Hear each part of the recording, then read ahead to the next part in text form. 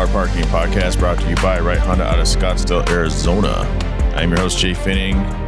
Got a lot to get to today, so I won't take up too much of your time. First and foremost, I want to thank everybody for reaching out after each episode to give me your feedback, to give me your thoughts. That is very, very much appreciated. Also wanted to send thoughts and prayers to our friend Ben Thorne of Gears and Gasoline as he sits in the intensive care unit, who's battling a pretty serious case of the COVID that has gone down to his lungs. But between Dress Up Bolts, who used to be a sponsor of this podcast, in fact, they were one of the first sponsors early on when the podcast was taken off. And it was pretty rough. The audio quality, the content, it wasn't really where I wanted it to be, but they kept with me for a while, at least a year. And they actually funded the Gears and Gasoline video. So a lot of people have seen that video that has my car when it was wrapped, my friend Ravi's car, my friend Brandon's car. And it's like turbo NSX, naturally aspirated NSX, and supercharged NSX video.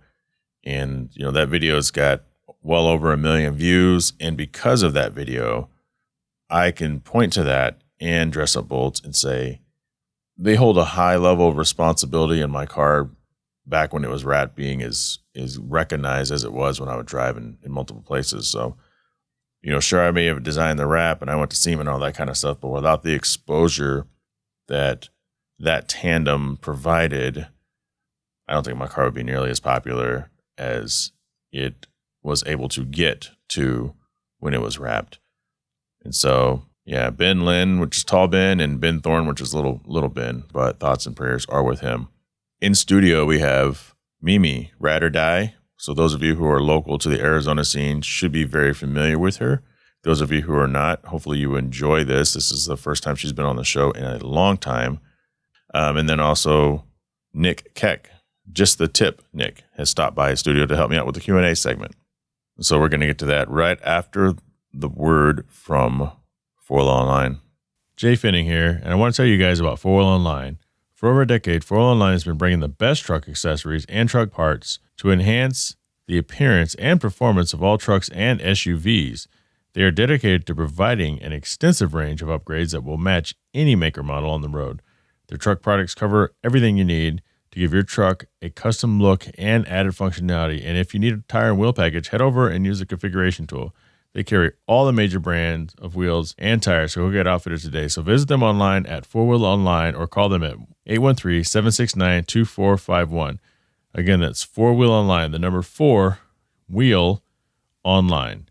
Time for the social media highlight of the week, brought to you by Cell Shop, Arizona-based retailer that strives to be your destination of choice for wireless services. Visit them at cellshop.us, that's CELLSHOP.us. Mimi back on the show. It's been a long time. Welcome back to the Hard Parking Podcast. Yeah, I'm happy to be back. I think the last time we were on the podcast, or you had me as a guest, was via phone in the very beginning of the pandemic. Like toilet paper was sparse. That's right. I think there was a few things that were kind of up in the air, lots of theories and, got to go down that rabbit hole. I think, who did we have on with us? One of your friends from out of state. I want to say it's Alex Gamina. Yes, it was Alex, thinking back, because I was talking about bidets and you guys just kept rambling. Oh my gosh. He's actually an artist. That's hilarious. I remember the whole bidet conversation. Yeah, he does. So many people got one during that time frame. So if you go into like the Microsoft store and you see the big pictures on the walls, he's the one who edits those. Oh, so he's not IT. He just works with computers designing computer things, advertisements rather. Very, awesome. Very high-end monitors, the smallest detail in photos that any normal person would never care about. The people who audit those pictures care about, and it's like, dude, spend 4 hours redirecting a cable because it doesn't look right in the photo. Oh, wow. Yeah, I can only imagine. Try and make it look as perfect as possible. Yeah, that was, gosh, that was a long time ago then. I mean, obviously we've seen each other a lot between now and then, sure. With everything going on in events. But yeah, it's good to be back. And I'm in studio. And you're in studio, exactly. I mean, like literally walked in and was like, I'm actually here. I'm here. I got to absorb it. It's totally Jay. 100%. Everything you could think of. Missing the booze. Oh, well, I saw that downstairs. So, Okay. and that was proper, by the way. I do have a lot of booze in the closet, actually. I love how you hide it. It's hidden. I would put it It's out. overstock.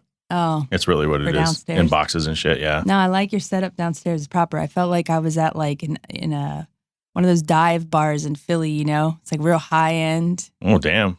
I'll take it. And Like we're going to dim the lights a little, you know? Yeah, we've talked about getting you on here and having some a drinks. drink and stuff Yeah. like that. And the studio is it's still not done, but it's getting there. No, it looks great. I mean, it's definitely a lot more going on in here than my music studio. I'm slightly jealous. And you did all this yourself, which is, again, totally you. And whatever this guy is right here, there's this little cloth guy stuck on the wall with buttons This for little eyes. crazy looking. What is that? Witch Is that magic? why doesn't it have pins in it? Or no, wait, it does. Is that a pin? No. Yeah. One single pin. So that is something that Jaylene made Okay. for me. I think she was in middle school. Aw. She went through this phase of just making a bunch of weird I mean, voodoo doll looking things. it's a little scary for a kid It's to a little bring creepy, home, yeah. But but you cute. know, all I at used the to same time. put it on my backpack when I traveled. Oh, And I think I was digging through some stuff. I Good go, luck, I John. should put this on the wall in the studio just because it's bizarre. he fits in perfectly too. It's an awesome space, and I'm stoked to be here. And I got my nice hot coffee. Thank you for that. I did, for those of you who know me, know that coffee is like my lifeline. And I showed up this morning without it. Just so not like me. And of course, when I walked in the door, the first thing they were, hey, do you want anything? Actually, Coffee by chance? well, no, you did the normal thing. Water. Yeah, I'll take some water. Yeah. But you know what? I think I I'm comfortable smelled the enough coffee. to ask I for was like, coffee. yeah, that's true. That's true. So let's talk a little bit about you. We just got done with a big month of September. And so I apologize. I wanted to get you in September so we could launch this episode in September. But It's both our faults. I guess the good thing about that is it's not like the things that we talk about are just limited to September. No, 100%. It's all know. year long. Yeah. So you just did your fourth Yeah. anti-donut meet, It's crazy, right? mental health awareness, suicide prevention. Mm-hmm. Mm-hmm. Want to tell us a little bit about that and the why behind it? I wanted to do something that I mean, obviously, a lot of the events I do, I feel very close to, and helping the community as much as possible is always something that I've always wanted to do. So being able to do that through events and including the automotive community that unfortunately gets such a bad rap all the time. And a lot of them, you know, over time they become very close friends. Some of them pretty much like family. 100%. You eat dinner together, you have drinks together, you celebrate holidays together, birthdays together, things Wait like a minute, that. wait a minute. Yeah, I have listen. people like that. Are you in my trying life. to hold up? Breaking news. Are you trying to say that people go to car meets and they don't just sit there and talk about how cool their cars are and what they have under the hood? No, I learned that Get kind of out. myself, right? And then I mean, honestly, I think a lot of us in the community, you have no choice but to, when you see each other so regularly, to go beyond the conversation of what new car parts do you have, you know? Right. But it's awesome when you get to that point where, you know, you can actually share deeper conversations. And I feel like I have a natural knack for people to kind of open up to me, because as much as I have social anxiety and I'm always freaking out in my head, like I'm in my head more than I think people can ever comprehend, people will open up to me. And I started kind of thinking, you know, September is a really, it's geared towards specific mental health awareness, you know, suicide prevention specifically and awareness. But it is a topic that should happen all year long, which is why I think I don't just do it in September. I think we've done it now March and then in September. Sure. But during the very beginning of, you know, this pandemic, obviously we've had more before then, but I think more people than ever are struggling with mental health. So I myself went through so much stuff, and having people open up to me and tell me about what they were going through, you know, I just felt like we needed to do something that could bring that awareness in the form of an event, but not make it so it's like a trigger, or, you know, because you do have to be sensitive to that, or also making it depressing, right? Which bringing the community together in general is a beautiful thing. So having people say things like, oh, if it wasn't for the car community, you know, I don't know if I would be here. You'll find me saying that often because even in your darkest moments, you know, you can get in your car and go for a drive and listen to some music, call one of your car friends, and that chances are they're down to totally link up, you know. It's an escape. Yeah, it's awesome. But, you know, I went through a lot of stuff in 2018, and with that, having more time on my hands and being able to plan all of the amazing events that we were doing, and going through some really, really dark times myself, I don't know how I came up with the name Anti-Donut Meat. I also have this weird, pat myself on the back real fast, natural knack for coming up with names for things. Yeah, you're kind of creative like that. Right? Like, so are you, though. Like, I do have to say, I feel like, and maybe it's an artist thing. Some people are just good at it. Just trying to find a name that could define something that people will connect with. And then also you have the Antisocial Social Club. But I hit Anti-Donut Meat because there was a lot going on in the scene that was ruining it for that connection, that getaway that you were talking about. A lot of the meets that I was doing, like Tuesday Eats meets, you're sitting down with people at a dinner table, you know, eating with 20 people that some of them you know, and some of them are new and they've never, you know, come out to that meet before. And meets like those started having like the cops show up, you know, so you started having police officers come out thinking, oh, you guys are part of this whole other side of the automotive scene that's taking over, you know, the back of Costco and whatever. Sure. Or blocking intersections. So it became a lot harder, to plan events without having red tape. So you're constantly having this need for paperwork, or you have the city literally reaching out to you saying, hey, I need to know more about this event. And then they want you to fill out all this paperwork. Then you got to pay, you know, for permits. But I've been doing events now for longer than I can even remember. And if you're doing it with a local business and you're on their property, you know, you don't need permits. All the red line. Yeah. But then the people are swimming back and forth on the street like hungry sharks waiting for someone to slip up. Yep. And not only that, that's where a lot of this stuff kind of happened was, you know, naturally cars get loud and you can't help that. But then you do have the people who ruin it for everybody else. So there were a couple big meets that got shut down that were really epic. I want to say, was it not Clean Culture? Who was it that was doing? Driver Mod. Yes. That's it. I knew it was something mod. Yes. Yep. Driver Mod. Yeah. And you had people who were already struggling, you know, in life, even pre-pandemic, you know, that this is their way of socializing, you know, meeting new people. We live in a world of the internet, right, where everyone's constantly consumed by that. So this was a way of just bringing everyone together. And the more that started happening, the more even I would get depressed, because now the one thing I love and I'm passionate about, you know, started getting difficult to do. And it was like my self-care, my therapy, getting out of the house because I struggle with agoraphobia and, you know, social anxiety. So I was thinking, let's just put something together that makes it so that the cops and the locals and the, you know, the businesses understand that, you know, we're here just to have a good time. We're not all of us are reckless drivers, right? We're not only, you know, going to hang out, we're going to bring you foot traffic, right? And enjoy whatever it is that you serve, be it, you know, a lot of people do the boba tea meets or pizza places or there's like smoke shops or, you know, the list goes on.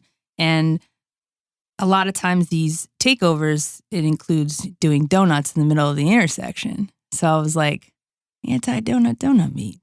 Right. Let me do this at a local donut shop. And then my son and I, we were just kind of scoping out some place to get donuts because he's lived kind of in between my house and his dad's house for, you know, his whole life. And he missed the Brooklyn donuts that we used to get every now and then. They're like, I mean, huge donuts. Can't eat a whole one yourself unless you're like super hungry. And he's like, Ma, let's find some like good donuts. I mean, not Dunkin' Donuts, like mom and pop style donuts. Yeah. Like East Coast good donuts. Exactly. We're East Coasters. You know, you're always looking for and I've lived in Philly, so finding those little divey spots, and he's so accustomed to that. You know, he knows that there's something more than like those big chains. So we're, you know, driving around and I just plugged it into my phone, just put donut shops, and then bam, literally as we're like approaching the local donut, because we live right in that area, And we're both looking because it looks like an abandoned parking lot, right? Sure it's does. like run Yeah. down. For Scottsdale, it's not like, the best looking spot. Kind of looks shady, not going to lie. Like out of nowhere, you just show up and someone's going to rob you. But, it turns out we go inside and it's like the best thing, I think, ever. I know there's a few spots similar. They do very custom donuts, but got to talk to the owner and tell him how excited we were to find this spot, and felt like it was just this little gem. And I'm looking around the parking lot and I'm like, hey, is that car wash like open? He's like, no. I was like, are these businesses here open too? He's like, yeah. Like, so I'm like, hey, I have this idea. And so it just started. And next thing you know, it was like, he was pumped. I was pumped. I remember telling you guys all about it. And there were, things that I had going on with my car, and I was hoping to have like the reveal done in time. But yeah, I feel like that first kickoff just so happened to be in the month of September. It was perfect timing. And the idea was to bring the community together. Let's not promote, driving recklessly. Let's do the opposite. Let's promote driver safety, respecting the spot, anti-donut, donut me. Let's eat donuts, not do them. And let's do this because this is a family to so many of us. This is our escape. This is our way to get together for more than just cars. And I've had so many people, pre this event, during this event, and still continuously today through the fourth one, DM me on the side and say thank you for doing this meet, and then opening up and telling me their story. And it's amazing to hear that others feel the same way, that I do, that this needs to be something that everyone becomes aware of. Yes, all year around, but it serves so many purposes, right? If you think about it, it's almost like 3 different purposes. So letting the cops know, hey, not all of us are, bad seeds. Letting the local businesses know, hey, we're going to hang out in your parking lot and make you some money. Yeah, I was going to say, we're all good people, I promise. As a business owner, and that proposition has got to be, okay, well, if you guys can behave yourselves, not only can especially mom and pops, probably benefit from this financially, right, but if you guys behave yourself, people are going to drive by wondering what's going on. They're going to come in. Yeah. But I would imagine there's always those big challenges with neighboring businesses, and sometimes that ruined it the first time. Yeah, shut down too. Yeah. So the first one, that's exactly the thing, is trying to show businesses that we aren't all a bunch of hoonigans. No offense, love the hoonigans, but you get what I'm saying. After that first event, everyone was very well behaved. It was very big. I think we counted over 80 cars on the lot at one time, but we had more than that because there was a turnover. There was no traffic blocking the street. Everyone was parked nicely. The flow of traffic throughout that lot was perfect. But yes, the lady at the corner, who unfortunately has gone out of business through the pandemic, could have benefited from the foot traffic. Maybe. But, so I even went around and told those businesses, hey, I'm doing an event here, like make a flyer, come around, hand stuff out like to the foot traffic. It's almost like free promotion for you, Yep. Or bringing the people to you. Yeah. There's a bar there. There's a barber shop right there. I think there were a few small businesses, but I guess long story short, she said, nope, can't do it here again. So unfortunately, I had to move the event, but I guess luckily I've got connects at spots. So we did it over at Superior Image Car Care the second time. And then I think even the third time right before the pandemic, and just brought the local donuts to the people. Yep, I remember that. But we were just there. Yeah, so we're right back to where you started. Yeah, after the pandemic, he reached out to me. I mean, I've become very kind of close with them. They're super sweet family, had a little baby and everything, and they struggle hard during the pandemic to stay open. But, they started doing like curbside pickup type thing, which I think a lot of people were doing. Mm-hmm. But, I think he realized, hey, this shopping center is going to be under construction. And it's crazy that he found that out, found the date out, and was like, I need to hit up Mimi. We're doing another event. Right? Yeah, that's pretty cool. He DM'd me and I was like, yo, it's funny that you say that, because I was literally just trying to plan, as we're approaching September, where I'm going to do it again. Because, I had a couple donut shops So Fadine reached out to me. He runs the Good Scent, right? He had said through DM, hey, I have a spot that I think it would be, cool for your next donut meet at the Donut Parlor. I think that's actually, I don't want to say Gilbert Mesa, maybe. So it would have been kind of cool, He's a West Sider, so maybe. Opposite side of town. I don't know if it's like family or not, but he said that he spoke to them already and they were really excited about it. I think they were fairly new to the area. So, I was going to do it there. So then I thought, oh, let me do it at AZ Euros, because man, their whole dyno, I just was like, we need to push this thing more, And we did an event there, the cruise with One Auto, and they loved it. They were like, wow, this is awesome. So they were all ready to do it, but they went through some changes. They're expanding. So it was just crazy that the owner of Local Donut reached out the perfect time and just said, hey, want to do an event? And I was like, is everyone cool with it there? He's like, they all moved out except for the parlor right next door. So I was like, wait, for real? He's like, yeah. It's like, all right, let's do it. I think I only had like 2 weeks, if that, to plan it, but it's the donut meet. So I was like, okay, people have been, wanting this. I feel like more than ever, even through the pandemic, we're now hearing how the schools, as kids have gone back to school, they're wearing the masks, but their social lives aren't the same. I can't imagine being a teenager through all of this. My son is 13. Right. And watching him go through this, think about your childhood. This is something I'm going to flip it real quick. Think about all of the things that you learn as a teenager that prepare you for the rest of your life, in a way. Like, you ever get into fights with your friends out in the streets or something, and then like the next day, you're friends again, or like you're really mad at each other, and then your friend group kind of splits up because some people go this way and some go that way, and it just becomes like this weird little neighborhood war. It's like all these little things that kind of start to teach you, who you are, what you're going to deal with, what you don't want to deal with in life, like all these social skills, how to stick up for yourself, or whether or not you're going to stick up for yourself, or you're going to be bullied or what have you, kind of skills that these kids are never going to get back at this point. And in school, going through puberty, I always made jokes like, hey, I don't know if guys do this in the locker room where you're like comparing armpit hair or like whose voice is deeper as they go through puberty, right? Like whatever. Girls, we used to crack up in the locker room over like who had a bra and who still had like these little white little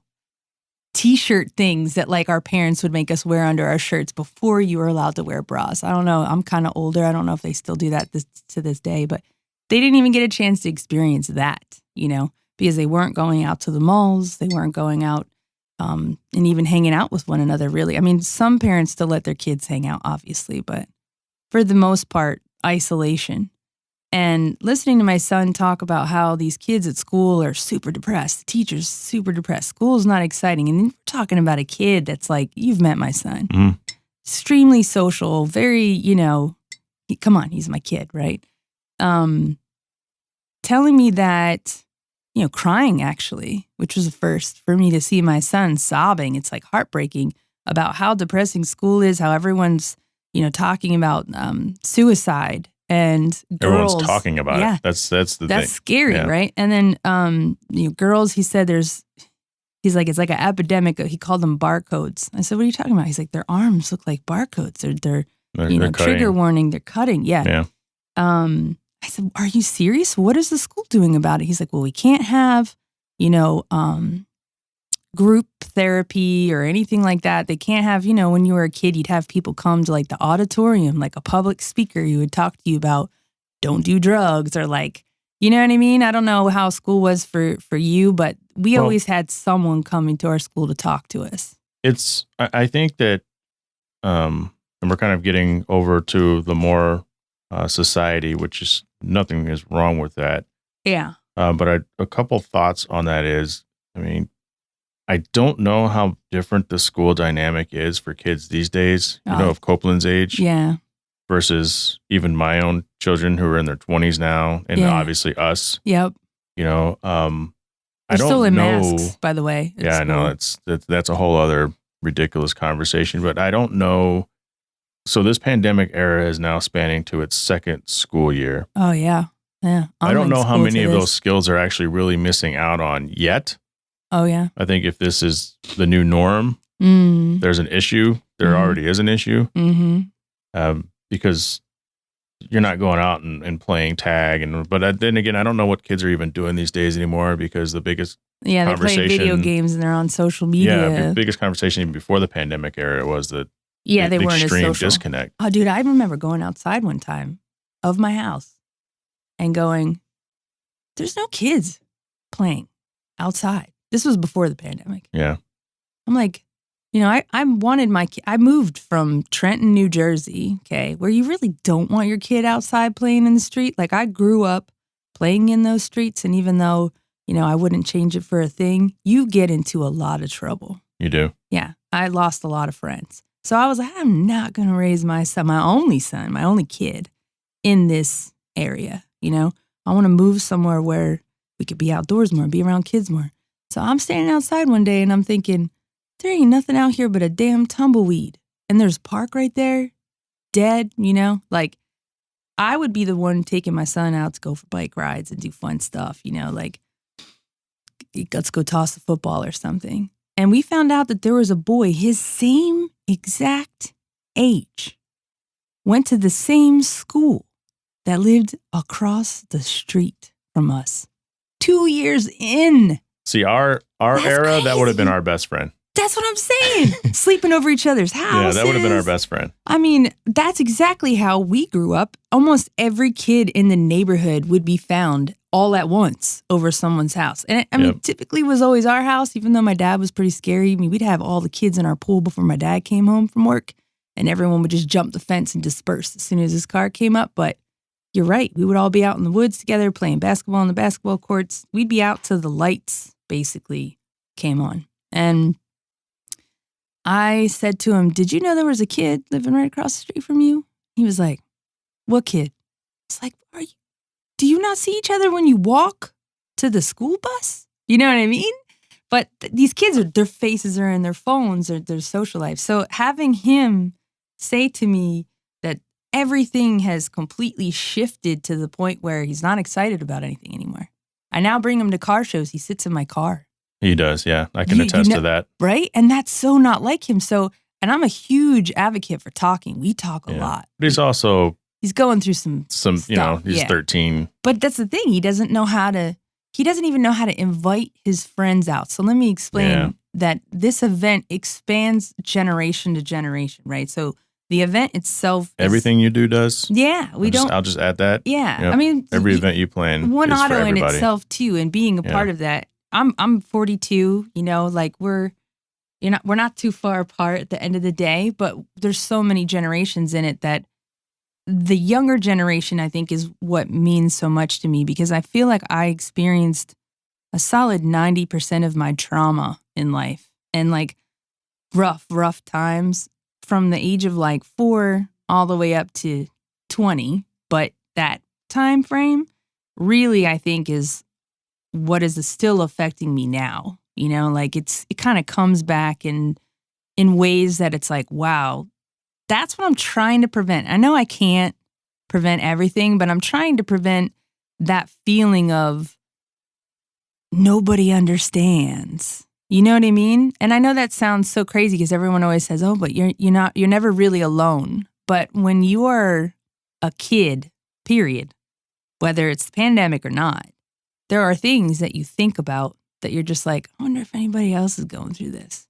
And then when you hear about how society treats, people who think a certain way or feel a certain way, then you kind of like put it all inside and you don't want to talk to anybody about it because you're like, God, they're going to think I'm crazy. I'm one opinion away.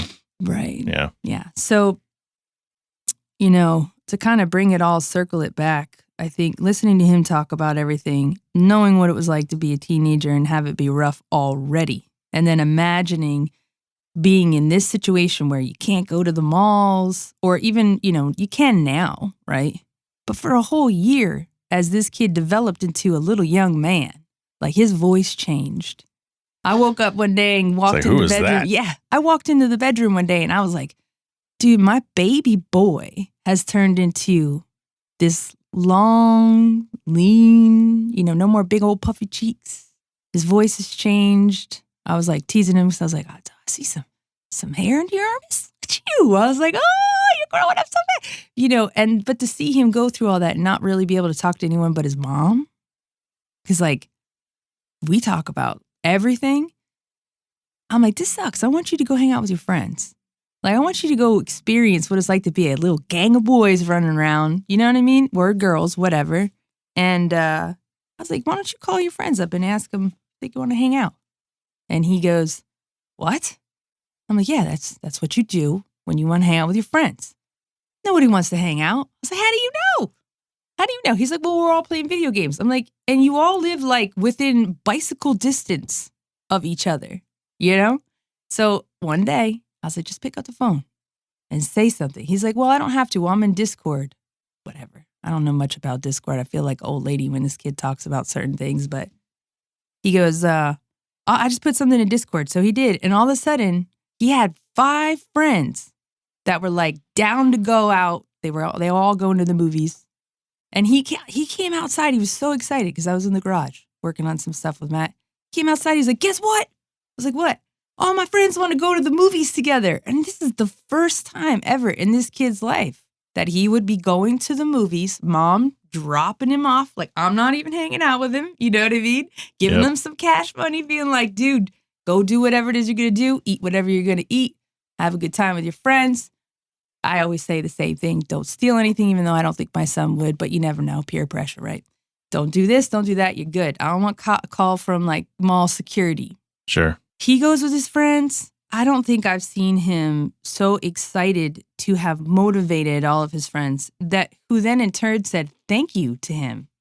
Dude, I've been so bored. Thank you for inviting me out. So when he got in the car and picked him up, I said, see, everybody wanted to hang out. They just needed someone to initiate it. But because these kids aren't socializing like that, even initiating contact to go do something like that felt so awkward. None of them would have ever done it seems, unless at some point somebody said, hey, you guys got to get out from behind these screens and interact. We found out that 3 kids at his school have attempted to commit suicide, all within that age group. We're talking babies. That hits home. So I'm like, what can we do? What can we do? So the anti-donut meet, unfortunately, even though my son, missed this last one, I don't know if you remember, I preemptively leading up to that event, posted some videos with the facts of today's statistics. Mm-hmm. And it's sad to find out that children as young as 5 are taking their own lives. That's bizarre. It blows my mind. So yeah, they're not in the car scene, but as we spoke to before, not everybody needs to be into cars necessarily to be a part of this. You have generations, people who bring their kids, They do. And it's good for them to understand hey, this little decal that you're about to get, limited edition style, collect, it means something. It means you're a part of something. It means that we're all here for each other. If you need anything, we're more than just an automotive scene. And we're going to keep coming together and trying to, prove our point to the world, whether it's the media, local businesses, local PD, that there is a whole other side of this community that not only wants to just get together, but make a difference, I definitely think more of it needs to be happening more often, but because people look forward to it. But I'm still working on finding a way to kind of keep something continuous, but not so repetitive, that people stop coming as much. But yeah, the anti-donut meet means a lot. Hopefully people will all catch on, all ages. Going back to something you said earlier, why do you think people trust you so easily? I mean, that's a great question. Maybe because they see it. Sometimes people say they can tell, that somebody's been through a lot. Or maybe it's because I'm open about it now on social media. So social media is a little bit of a platform. You're open. I don't think I've ever been that person that shares anyone else's business either, because I could keep confidential information, and like, obviously if somebody's going to hurt themselves or do something like that, I would guide them in the right direction. I've done that before, like, hey, I don't want to be the only one that knows this. Like, kind of tell them, you need to talk to your parents. Right. Or you Don't need put to this on me. Yeah. I appreciate it. I've been in that situation with family. I've been in that situation with people, but my doctor calls it empath. You're an empath. And maybe it's because I kind of say to them, you can talk to me if you need. I do it all the time. I don't know if you ever catch the posts too on Instagram where I'll say on my story, if you ever need anyone to talk to you, I don't care if I don't know you and you're on the other side of the country or in a different complete, part of the world. And I've had people that I will probably never meet in real life. We now follow each other, on Instagram that just have shared their story. So sometimes it affects me a little more than I would like it to, being an empath, you kind of carry that weight. Mm-hmm. But when I feel like I can get to a point with that person where they understand, okay, yeah, I need to either get help or let me look into this thing you mentioned or, and I follow up. I literally have an alarm. People are going to think I'm crazy. I have an alarm set on my phone that goes off every couple of days and it says, check on your homies. And whoever has been on my mind, whoever I haven't talked to in a minute, whoever's kind of gone a little quiet, or even somebody who I'm like noticing like is just had like this big shift in their life or, you know what I'm saying? In that moment when that alarm turns off, I don't care what I'm doing. It's go time. I start hitting people up. Hey, how's it going? How you doing? How have things been? Because sometimes that's all powerful. It takes. Yeah. Selfishly, I've always wanted people to do that with me. Like when you're in your darkest moments and you go MIA for a a little bit, when you don't hear from anybody, Just paying attention. You're almost like, doesn't matter. Nobody even notices that I'm. So, there is times where I'll be like, it'll be like a couple of days or something. I help run social media. So it's pretty rare if you don't see me posting every couple of days. But if I put something out there that like I'm going through it, if anybody needs to talk or there's something going on, sometimes it's like the moon is messing with everybody. It feels like everybody's going through something at the same time. But yeah, I think it's just because I know what it feels like when you're going through something and you tap out of everything and the phone never rings or, the text message, it just never pops up and you're thinking, damn, exactly that. Does anybody even care? And, I don't know if it makes a difference when I do this and reach out to people and some of them are, perfect strangers or I only know them from passing by, but they have somehow mentioned something to me that made me feel like I'm going to check in on this person, Why do you continue to do these shows? I mean, obviously for the anti-donut meat, I think it's pretty clear, but being an empath and with all this information and you have your own personal, demons that you go through, you're always working as well. What would you do with yourself if there was just nothing to do? I wouldn't be here. I mean, I'm going to be as honest and as clear as possible. I think what keeps me here is the ability to do whatever it is that I put my mind to. It's kind of odd to have that kind of confidence at the same time, be so stuck, in my head and think I can't do this. Everyone's going to judge me. You know what I'm saying? It's like I've got like two sides. One side is like the super insecure, what is everybody going to think to... Because you're terrified sometimes. Oh, People, you're larger than so life at these bad. events. Yeah. People look at you like, oh, wow, that's Mimi. Yeah. I mean, I told you the story of the first time I saw you. Yeah, they almost don't know what to do. That's like, that Mimi chick. Or they'll DM me and say, send me a picture of myself, okay, at an event that they're at from a distance. Yeah. They're just like, I just saw you. I'm like, bro. Say what's up. Come say hi. But I get it because at the same time I'm telling them to do that, I feel like I'm telling them to do that because I understand what that feels like. But at the same time, I'm like, okay, don't come over and talk to me because I'm going to be a hot mess. You know what I mean? No, I get it. Yeah, I mean, I feel like I continue to do these things because it's part of my purpose, I feel like, in life. I've been This dog, I'm sorry. I see you looking at her. She's looking at me. I know, but is she not the most well-behaved little thing? Like, look at this. Jade is wonderful. She is. She's my lifesaver. You want to tell people what Jade is? But yeah, this is Jade the service dog. I got Jade a year and 5 months ago. A suggestion of my psychiatrist. And I think it was something that we came to the realization that I needed in my life because I was not leaving my house for a while. And like I said, I have agoraphobia. I don't know if anyone knows what that is, but tell us. It's like the fear of something bad happening. So that is something that happened. I think as a child, my sister said, once I was diagnosed with it in my 40s, that she thought I always had. The social anxiety has kind of always been there.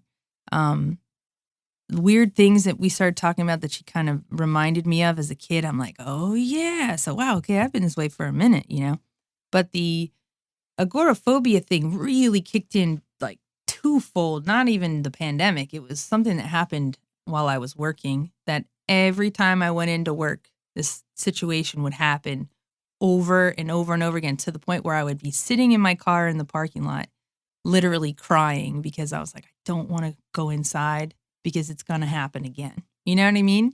And it wasn't a small thing. It was a big thing, like a big traumatic thing that would happen that would literally force my body to go into fight or flight mode. You release all this cortisol, and I started suffering from like extreme panic attacks, which is something I used to have in the past. Extremely debilitating to the point where, it ruins the rest of your day once you have that type of panic attack. And I was having so many panic attacks back to back to back as a form of this PTSD, this fear of going out, that I now have a heart condition. It's called atrial tachycardia. Who would have thought? So like at 40, I felt like everything just started going bam, bam, bam, bam, bam. But it was really like my childhood that, you run from all these things for so long that they kind of come back. Mm-hmm. And I think what ended up happening was everything was spiraling out of control and causing all of these other issues. So between the agoraphobia, the social anxiety, I developed panic disorder, the atrial tachycardia, which, the top of your heart beats faster than the bottom of your heart. And that's from having multiple panic attacks over 180 beats. Yeah, it's like the verge of cardiac arrest. So if I continued to have those panic attacks, I would suffer from heart failure. So they were like, you're either going to need to go on heart medication, which, me, I hate medication. Right. Yeah. With that, and then I was diagnosed with bipolar, which again, I've also had, they think, since I was younger. It was either take a solid 10 different types of medications for all these things, because I also have ADHD, or get a service dog and have her, or him at the time, it was, I didn't know what I was going to get, identify through a bond when I'm about to either have an episode, be it PTSD, panic attack, whatever, because you release chemicals. Like, diabetics, they have dogs that can sense that sweet smell, but I guess you release cortisol, your body starts reacting a certain way. I have certain things that I start to do when I feel like I'm about to panic. And, teaching Jade one-on-one how to start to pick up on these things at like 8 weeks old, she was like clockwork. It was like she was born to do this. And she got it so quickly that it was almost scary. It was almost like she picked up really fast that, hey, you're this way until you're this way. And when you're this way, I feel like she knew I need to do something to keep you present, like keep you here so you don't go full blown. And that now prevents me from having to take my panic medication, which is it's like a huge sedative. Can't really function on it. Literally can't drive, slurred speech, So I don't have to take that, thanks to Jade. I don't have to take my heart medication, which is also very much slows you down, There's quite a few things that I'm not taking because of her. So she can retrieve medication if I'm ever, having an episode where I'm like, let's say in a corner and I can't move and I'm freaking out. She knows how to retrieve a bottle that I've trained her inside this little case, of course, because we don't want the bottle to pop open. And there's all these videos that, like, I kind of just posted them up on her Instagram page, which is Jade the Service Dog. Is it all ran together? Yeah, one word, no underscores, no nothing else. Jade the Service Dog. And I taught her myself how to do all this stuff. I did watch a couple YouTube videos, but they say that it's better for you to train your own service dog because they build such a close bond with you that they don't need, a trainer per se to try to act a panic attack or whatever. And I guess everybody smells different, whatever. But right. She is 9 pounds of amazing. So for those of you who are listening, she's a wire hair, miniature Dachshund. I reached out to a breeder. It's the first time in my life I've ever done that. All my animals are rescues. But I needed a dog that I knew had, longevity, good genes, could get the paperwork that said, hey, these are the parents. I knew her history, medical history, everything. And I needed them to pick a certain type of dog. So I literally said to the woman, in your next litter, I need the dog that wants to not leave your side. It's not running around with all the puppies. And literally she took a picture of Jade, little nugget at the time, probably the size of my hand, laying on her leg while all the other dogs were running around in the grass, And she said, this is how this dog is all the time. She always wants to be around the humans. I said, sold. Right. That's the one. That's the one. She's a really good dog. And as you can see, she's chilling in my lap right now. Feeling at home in the heart. I mean, she loves your dog. He was so excited. He was like, I'm 14, but I can still... That's right. She makes him feel young again.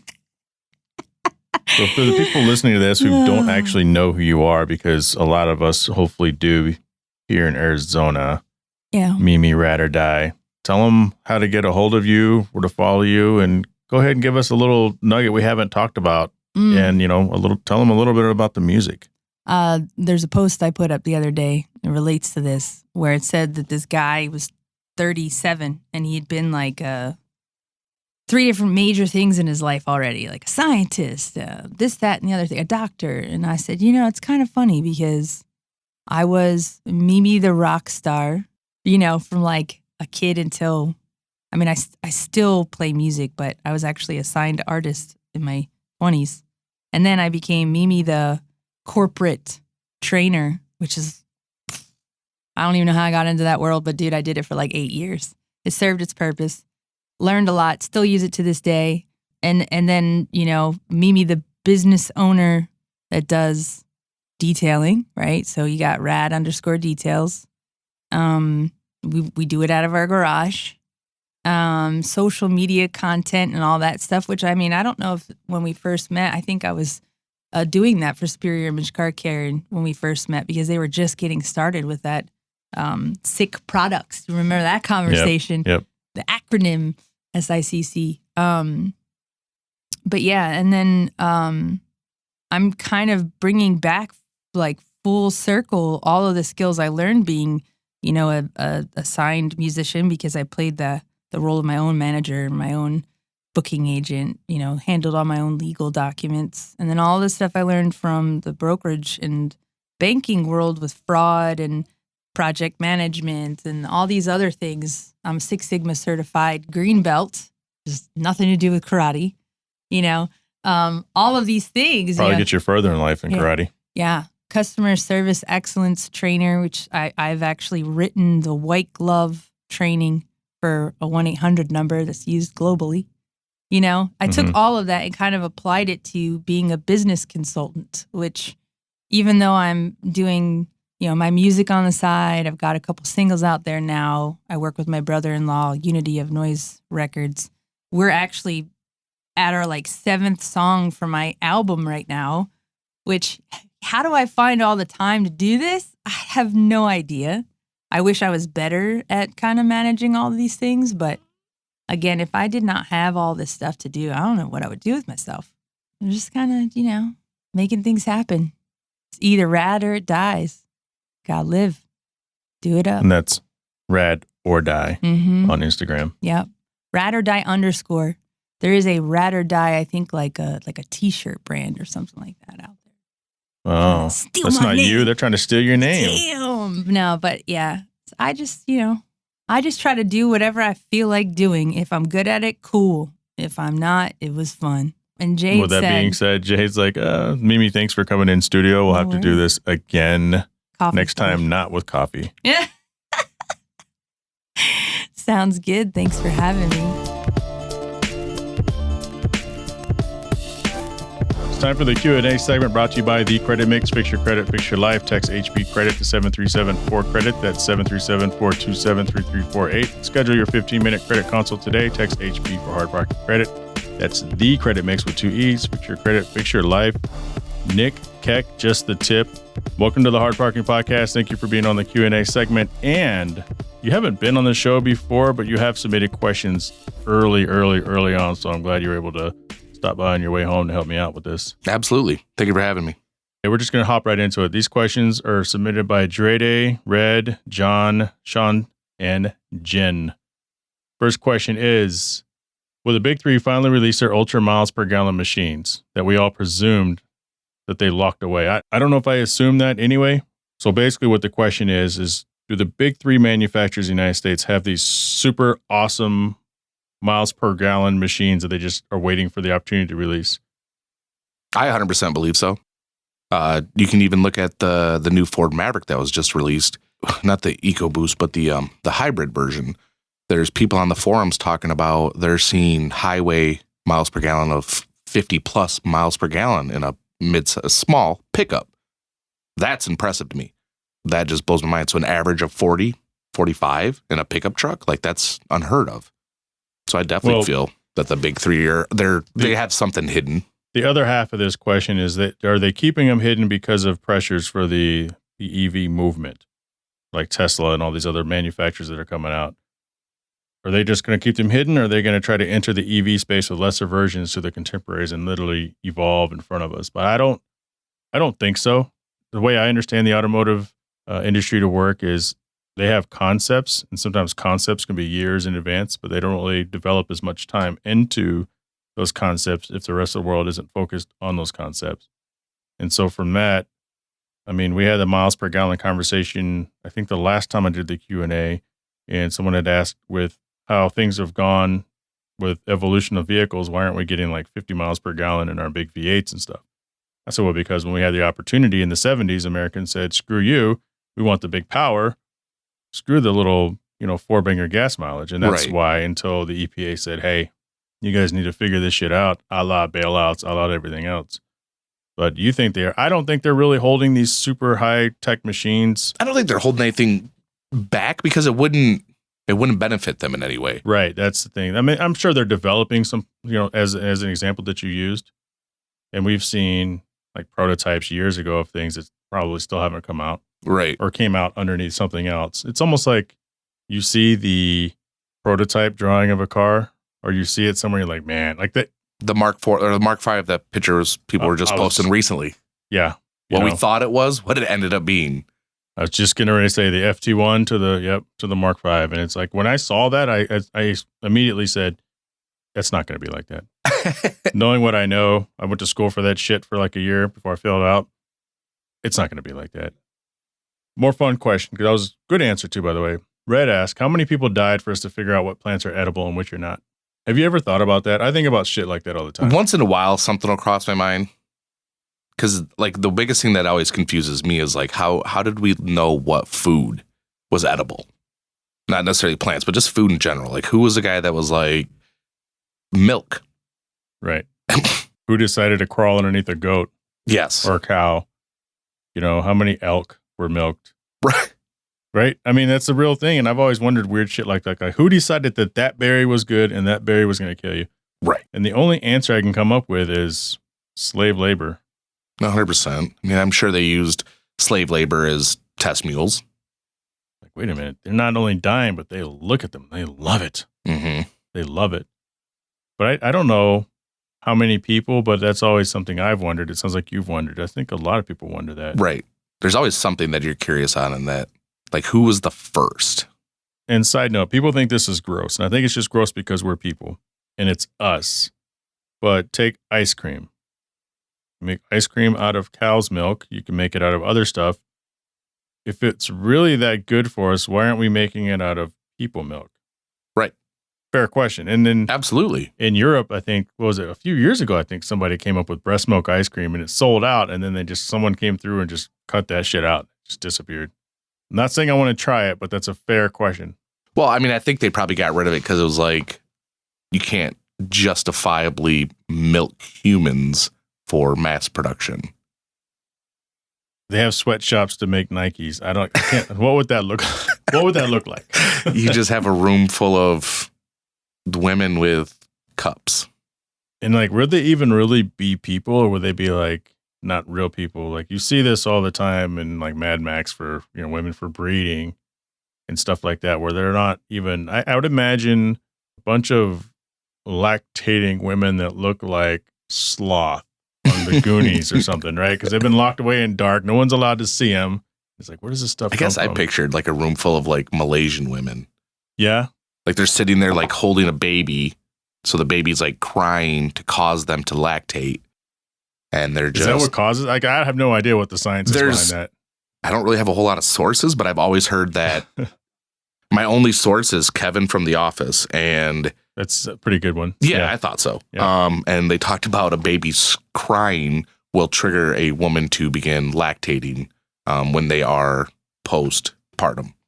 So if they have the babies, I think that they could get in trouble there with the infants. Mm-hmm. So I think what I can really hear them doing is playing baby crying over the PA or something. There you go. Or they're just strapped down. They have these things on their head. They can't control it. Kind of like the precogs of Minority Report, how they're all strapped to these tables and they start screaming and then a ball rolls out. Yeah.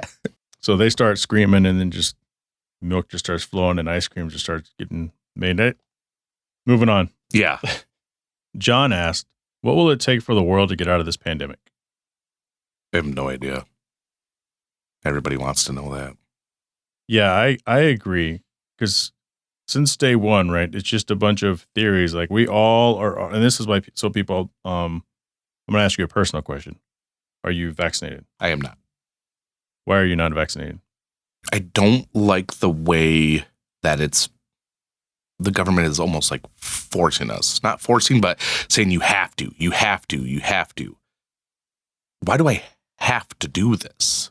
I mean, you think about the last 50 years, America has had a pandemic with weight, but they didn't get rid of McDonald's. That wasn't a big deal. Just keep pumping money into it. But why is this one, I have to do it? Why is it being forced upon me? And that's, we know it's a real thing. I've lost friends, but it's, why are you forcing me to do something? Like if it was, and you think about like when you're a teenager, your parents say you can't do this. So as a child, a lot of the kids that I grew up with in high school, their parents were like, you can't smoke weed, don't do drugs. Well, they did it because they're told they couldn't. My parents were like, hey, we know you're going to, just be smart about it. And there was no challenge there, no fighting the man. So I just didn't. I was like, it's no big deal. Nobody cares. But the kids that they do care, they're like, well, I got to do it to spite my parents. And I just feel like the government is like saying, you have to. And for my sake, I'm like, well, if you're telling me I have to, there's something behind it. I don't like the agenda or what it portrays as the agenda. And that's what throws me off.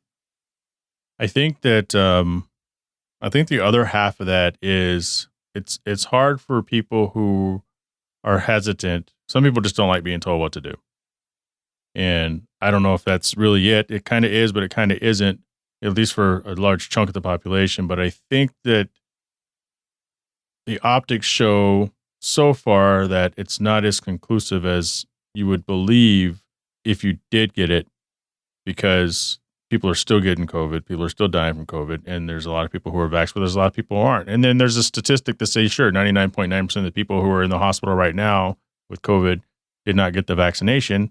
And I understand that, but I also understand the hesitancy. I think it's a tricky thing to kind of navigate through for everybody. Mm-hmm. I am vaccinated. I'm vaccinated because my mother-in-law is heavily at risk. I don't know if I would have jumped to get vaccinated since I sit at home every day anyway, but it's because she's at risk. And if she gets, that's a wrap. for the most part. Absolutely. It's not 100%, but, for the most part. And I mean, as we talk about this right now, Ben from Gears and Gasoline is, sitting in a hospital having machines do his breathing for him, the smaller Ben, because I don't know what his status was either, if he did or he didn't. And I don't know if it would have mattered, but what would it take for the world to get out of this pandemic? My answer is the same as yours. I don't know. I don't think anybody really does. No, it's just theories. It's been theories from day one. Yeah, everybody's now it's just a constant conflict. Yep. They've turned it into a civil war. Yeah, anytime something becomes politicized, it becomes even trickier. Right. And that's, to your point. Next question is kind of along those lines. Is American exceptionalism good or bad for the world? I guess I would have to lean towards good. I mean, there's a reason people want to be in America, because we set ourselves apart. We are the land of the free. So it gives everybody that opportunity. Yeah, in theory. I mean, still compared to a lot of countries we are. And it gives everybody that opportunity to be successful. So yeah, I would have to lean towards, not a lot of places I think I would want to live in the world. Having traveled, I'm not a world traveler, but as someone who's been a few different places and you see all the stories for places you haven't been and you watch the documentaries, and I'm not talking about documentaries that are made to brainwash you, but hell, like Anthony Bourdain is going around eating food. You see how people live. Yeah. Right. And, there's no agendas to that. And I'm just like, man, this is the best country in the world, I think. But I think it's also dangerous and it breeds animosity from outside of the United States. And for us, I think some of the best things about this country or the worst things about this country, as I've said before in the past, I think, not to get overly political, but I think freedom of choice has its limits, but it doesn't here. And I think there should be certain very specific things that freedom of choice, freedom of expression just should not apply. Like, I don't think you should be allowed to burn the American flag if you're an American and you're in the country of America. In a lot of other countries, you can get killed for that. Right, absolutely. If you want to say, screw the United States, I hate this place, fine, that's your freedom of speech. But if you want to burn the flag in your front yard, I'm not saying go to jail, but there needs to be some sort of penalty, in my opinion, that comes along with that, because that's bullshit. Yeah, I 100% agree. But I mean, I'm also a veteran, so I've lost brothers and sisters that have fought for the flag. So to me, it sits a little bit and weighs on my heart a little bit more than a lot of people. Thank you for your service. Yeah, I want to fight people when I see shit like that on TV. Right. I want to fight. I want to fight people when I see them, and this is a sensitive topic as well, but I want to fight people when I see them on TV throwing buckets of water at police that are just walking down, the sidewalk in New York City trying to do their job. Absolutely. Not bother anyone. And they run up and laugh, throw water on them, and run away because they can. I said, no, that's bullshit. 100%. Yeah. Next question. This is kind of fun. And I don't know what your opinion is on this. I'm about to find out. That's why I have you here. But the question is, what, if anything, did Honda learn from the failure of the NC1, which is the 2017-2022 NSX? And will there ever be another NSX? Do you think Honda or Acura failed with the car? That's a tough thing because, how do we define failure, right? Right. Because, I mean, some people, you look at an American automotive company, failures based on sales. But I don't think Honda went in, or Acura went into this hoping for mass production. I am not a big fan of the newer NSXs. I don't like the hybrid side of things with it. It really let me down. When I get inside them, they let me down because I feel like I'm sitting in a 6-figure Honda Accord. It doesn't really set itself apart in that market. Sitting in like your NSX from that era, it's leaps and bounds ahead of everything. Sure. But the modern day NSX seems like it's a pig with some lipstick on it. And it just doesn't, that car's just never really done it for me. Now, performance wise, who's that out here? Jeff? That's got the white one that's like, full done up. It scoots. It's quick. There's a few of them out here, but he's all over Instagram. Yeah, like it's fast. And I'm impressed with the numbers he's laid down, how it performs. Absolutely. I mean, it's still a beautiful machine. It is well designed, but I just think they Like, all right, we got this far. We're good enough. Let's get it out the door. Like, they didn't go that extra mile that I feel 80s and 90s Honda did. So in that case, I mean, it sounds like you would label it a failure. And if so, what do you think they would learn from that? And it's kind of a difficult question again. And then do you think there'll ever be another one? It's hard to say with with how EVs are coming out. It's scary for those of us that are gearheads. I mean, who's to say in the next 10 years that the combustion engine's still around? So I don't know. I don't think they necessarily are going to learn from their mistakes because it's still sold. I don't think it hit the numbers that they probably would have hoped, but right. It did fine. Yeah, maybe just more refining. Yeah, I think they got out of it what they wanted. And to echo you, I do think that they would have liked to have sold more. Some of the things that you mentioned are some of their complaints. It is a very capable car when you push it, for sure. I've driven a couple of them. I can't really defend some of the interior of it because that's a common thing. I wouldn't agree that the car failed in the way the question was framed. Mm-hmm. They use it to push out a bunch of new technology that they're spreading for the rest of their vehicles. Strong rumor has it that they've partnered up with Chevy, and some of that technology is in a version of the C8 that we'll see in the next year or so. And, will there be another NSX? There will be. They've announced that there will be, and of course it's going to be full EV. It's going to have to be with the way things are going, with combustion engine potentially being gone in the next 10, 15 years. I think it'll take longer. Yeah. But I think, it's like the futuristic movies, like iRobot. He goes and gets his motorcycle out of storage type of deal. First off, that's stale gas. Yeah. Right. I don't think he put Stay-Bill in there. Right. But once he runs out of gas, he's probably screwed. Yeah. Sean asks, what are the benefits of leasing a car and what are the pitfalls you want to avoid if you can? I've leased a couple vehicles before. I don't know if you ever have. Never.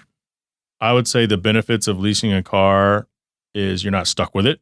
You have gap insurance. If something happens to the vehicle, usually that'll step in and take care of that. If you want to buy the car at the end of the lease, you can, or you can trade it in for its value towards a new lease vehicle. If you just like driving cars for driving cars, I personally don't think there's a problem with leasing a car as long as you don't drive all over the place, so you don't go over the mileage, because then you pay heavy for it. Right, that's my fear. And that's one of the pitfalls you want to avoid if you can. Can't really modify the car, and if you do, it's got to be something that's reversible. I'll tell you a story. My second Integra, I threw a turbo on it, had a poor install. Car drove like a bat out of hell for a couple of weeks, and then I blew the motor. Yeah. And it was a lease vehicle. Oh. So, long story short, it sat at a Acura dealership for almost a year until I finally scraped up enough money to buy a used motor off of someone else. Had the motor installed, and instead of turning the vehicle in, which I really couldn't do, at the end, I sold it to a buddy. Gotcha. Yeah. And so if you're someone like me or you, yeah, probably don't want to lease a vehicle unless you're leasing it for the sole purpose of saving money on the front end and buying it on the back end. Yeah, and I've never leased a vehicle because growing up in Michigan, where I didn't have a huge commute, I couldn't afford it. Yeah. Now that I'm out here, right? Now that I'm out here, I'm more financially able, but I drive 100 miles a day round trip, which wouldn't make any sense. Right. Wouldn't make any sense for you to lease a vehicle. Right. And I'm not gonna lease my fun car because I'm not gonna keep it stock. Right. And again, unless you know that you want to buy it, I think a lot of NSXs, the newer ones, again, I use that term newer loosely because it came out in 2017. A lot of the guys I know are leasing theirs, but they're leasing it with the intent on buying it. And I'm curious, what happens when you enter into a lease agreement is they say, okay, this is a 36-month lease. We're going to guesstimate that at the end of 36 months, your vehicle is going to be worth this amount. So if it's worth less than that, most people, you just turn your vehicle in because you're not going to turn around and buy it, right, and pay more for it. You just turn it in and pick up something else. If it's worth more than that, then you may want to sell it to someone and you pocket the difference. So that's kind of one of those weird little things. It's perfectly legal, but that's one of those things that you can do with the lease that you can't do with a traditional purchase. How's that work now, though? With 3 years ago, pre-pandemic, now prices of cars are astronomical. Yeah. So, are all those people that leased 3 years ago just making out like bandits right now? Depending on the vehicle, potentially, because there still has to be some desirability for the vehicle. But I don't know what the note looked like on the NSX then versus, I was thinking at this time there'd be a ton of 2017s for dirt cheap because people are trying to get rid of them. And actually the price of the car, along with the rest of the market, started to go up. Mm-hmm. I was looking for a value around the 120 mark. And there were a few out there last year, and now there's not very many at all. Right. Last question from Jen. What is something you want people to know about you that you don't think many people do? Ooh, that's tough. I got one. What you got? I'm more approachable than I look. With you, I can definitely agree with that. And I've never said that before because it's like, well, what is something nobody knows about you? Well, now that I've told everyone, now you all know. Right. But I think I'm more approachable than I look because I always look kind of stiff. I always look like I'm on sentry mode, kind of guard of wherever I'm doing. And, and I don't talk nearly as much in person that I do on the podcast. Yeah, you can definitely see in public you're a very reserved person. You stand back and you watch. Yeah. And take it all in. Like a bouncer. Yeah. And you've definitely got a good RBF. So in the public eye, I can see where that would be intimidating to approach you as a person. What about you? Gosh, I would say I come off very blunt, very rash, I'm a very in-your-face person, but deep down, I truly care about every single person that crosses my path. I might not be very nice, but just know that deep down, I really want the best for every single person that I meet. I will cheer anybody on, root anybody on, support them in anything that they do, because I just want everybody to be happy. And I've learned over the last couple of years that is a part of being a Scorpio. Somebody has recently dove into my astrological side of things and explained that that's a very common sign amongst Scorpios, that they are very brash, rough, but they truly care about everybody. They care about everybody else before they care about themselves. And that is something I've always, lack of a better term, struggled with. Yeah. So yeah, absolutely. I'd give the shirt off my back for probably anybody. Doesn't matter who they are. If they need it, it's there. And yeah, so it's always been, a lot of people probably don't know that about me. Sounds good. Tell people how to get a hold of you. You can reach me on Instagram at JustTheTip with 2 P's. All right. Just the Tip. Nick Heck, thanks for coming through.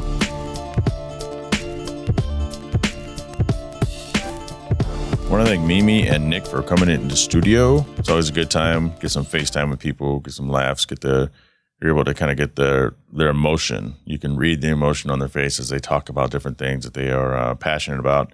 Nick will be back as the Arizona Ride of the Week, so that'll be coming up in a future episode as we kind of try to wrap up this last quarter of the year. Should I take a few weeks off at the end of the year? Let me know, HardParkingPodcast@gmail.com, or get a hold of me. You guys know how to get a hold of me. Most of you do. I want to thank Right Honda out of Scottsdale, Arizona, higher quality detail at Tempe, Arizona, boosterbath.com, fullonline.com, tonguetreats.com, and Cell Shop Wireless Services. Can't forget The Credit Mix and Patreon business supporter Kuya Automotive out of Winter Garden, Florida. Also want to thank all the patrons for contributing to this podcast, the overall quality of this podcast. If you're in a position to help the podcast upgrade, you can join for as little as $3 a month to get access to bonus audio, as well as show swag. I'm going to try to come up with some new stuff and upload some new bonus audio. There's a lot of audio, so you guys can always ask if you want.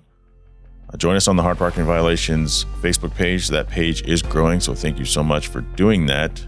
It gives you an opportunity to kind of interact. If you have wonky, silly photos and videos, post them up on that page. It doesn't have to be about cars. It could be about anything. Coming up in November, I'll be at Elite Tuner out here in Arizona with Right Honda, so I'll be sharing a booth with them. And December 4th, Fuel Fest, of course. We've talked about that before when Jane was on. I plan to have some guests on to talk about Fuel Fest as well as Elite Tuner before both of those shows. If you want to reach the show, HardParkingPodcast at gmail.com. You can follow me on Instagram, which is the #1 social media app that I'm engaged with right now. So that is JFenning, JHAEPFENNING, or JTravel, JHAE_travels. Join the Facebook page, facebook.com, HardParkingMedia. Please subscribe to my YouTube channel, youtube.com, HardParkingPodcast. Let's do this. Let's grow this thing together. I'll talk to you all next week. Shut up!